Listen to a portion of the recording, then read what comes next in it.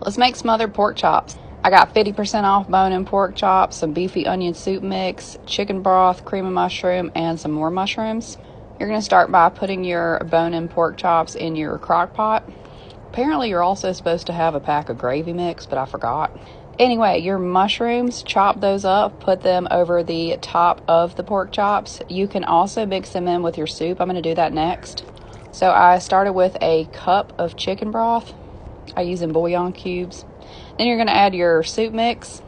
And next I added some cream of mushroom soup. It looks ghetto because it's from the dollar store. Don't judge me. And then I got this garlic paste for Christmas. This is the first time that I remember to use it. Stir all of that together. It doesn't look like that much liquid, so I added a little bit more hot water. And then you're going to pour it over your mushrooms and pork chops.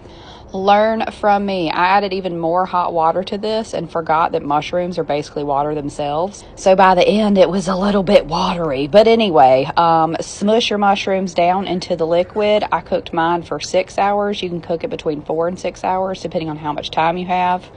Here is me fucking up the gravy with some extra water. Don't do that.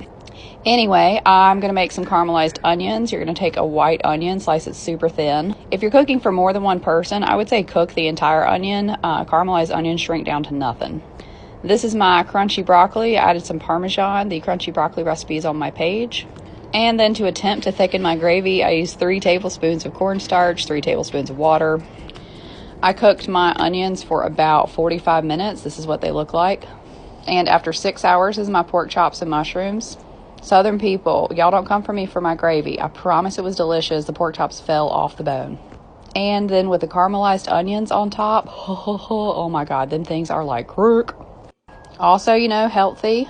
We added some greens on the side. The crunchy broccoli is delicious. It's a great way to trick your family or your husband into eating his vegetables. This is what my plate looked like. Wasn't too hard. Next time I'll use less water. Please like and follow for more. Thank you.